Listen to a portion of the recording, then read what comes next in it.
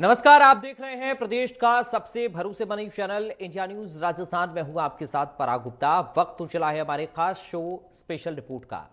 Special report में आज हम सबसे पहले बात करेंगे 18वीं लोकसभा के बजट सत्र की। 18वीं लोकसभा के बजट सत्र का पहला हिस्सा बुधवार को लोकसभा और राज्यसभा की संयुक्त बैठक में राष्ट्रपति द्रौपदी मुर्मू के अभिभाषण के साथ शुरू हो गया है। संसद के बजट सत्र की औपचारिक शुरुआत आज हुई, जिसकी अवधि 28 जनवरी से 2 अप्रैल 2026 तक निर्धारित है। इस सत्र को 2 चरणों में विभाजित किया गया है। पहला चरण 28 जनवरी से लेकर 13 फरवरी और दूसरा चरण 9 मार्च से 2 अप्रैल तक चलेगा, जिसमें कुल 30 बैठकें आयोजित होंगी। इस दौरान 28 जनवरी और 1 फरवरी को कोई शून्यकाल नहीं रखा गया है। राष्ट्रपति द्रौपदी मुर्मू ने संयुक्त बैठक को संबोधित करते हुए कहा कि भारत की सरकार देश में आर्थिक प्रगति और सामाजिक न्याय के लिए प्रतिबद्ध है। उन्होंने अपनी लगभग 45 मिनट लंबी स्पीच में देश की प्रमुख उपलब्धियों, विकास योजनाओं और राष्ट्र के आर्थिक लक्ष्य पर प्रकाश डाला। अपने संबोधन में राष्ट्रपति ने विशेष रूप से कहा कि सरकार भ्रष्टाचार और घोटालों से निपटने में सफल रही है और भारतीय अर्थव्यवस्था मजबूत स्थिति में आगे बढ़ रही है। हालांकि जैसे ही उन्होंने वीबीजी रामजी कानून, जिसे ग्रामीण रोजगार एवं आजीविका मिशन के तौर पर पेश किया गया है, उसका जिक्र किया तो सदन का माहौल अचानक बदल गया। विपक्षी सांसदों ने जोरदार नारेबाजी करते हुए वापस लो के नारों के साथ इस कानून के खिलाफ भारी विरोध प्रकट किया। विपक्ष का कहना है कि इस कानून को वापस लिया जाना चाहिए और पुरानी एमजीएन यानी कि मनरेगा प्रणाली को बहाल किया जाना चाहिए। दूसरी ओर एनडीए और बीजेपी सांसदों ने सरकार के इस कदम का समर्थन किया और मेज तपतपाकर इसे सराहनीय बताया। हंगामे के कारण दोनों सदन की कार्यवाही कुछ समय के लिए बाधित भी रही और पंचांगिक तौर पर बजट सत्र के दौरान कई प्रमुख मुद्दों पर विस्तृत बहस की उम्मीद है। तो ये रहा संसद का बजट सत्र। बड़े घोषणाओं, राजनीतिक विरोध और तीखी बहसों के बीच शुरू हुआ और आने वाले दिनों में भी ये सुर्खियों में बना रहेगा।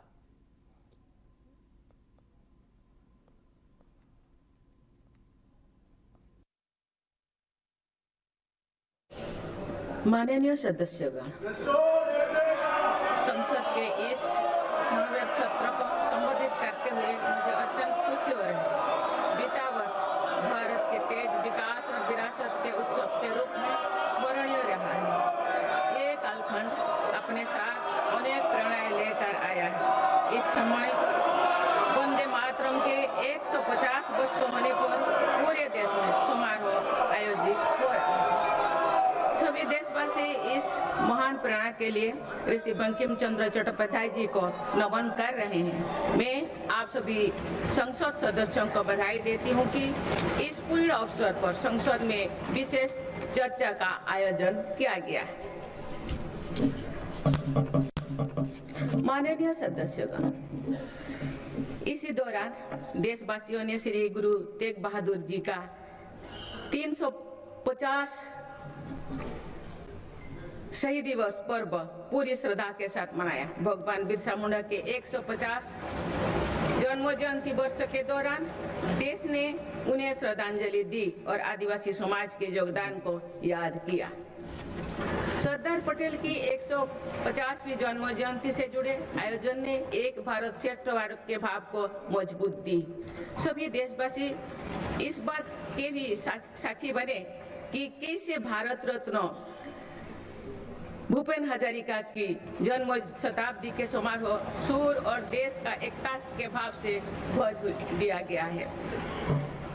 जब देशवासी अतीत के ऐसे महान पड़ावों और अपने पूर्वजों के महान योगदान को याद करते हैं तो नई पीढ़ी के प्रेरणा मिलती है। ये प्रेरणा विकसित भारत के और हमारी यात्रा के ओर गति देती है।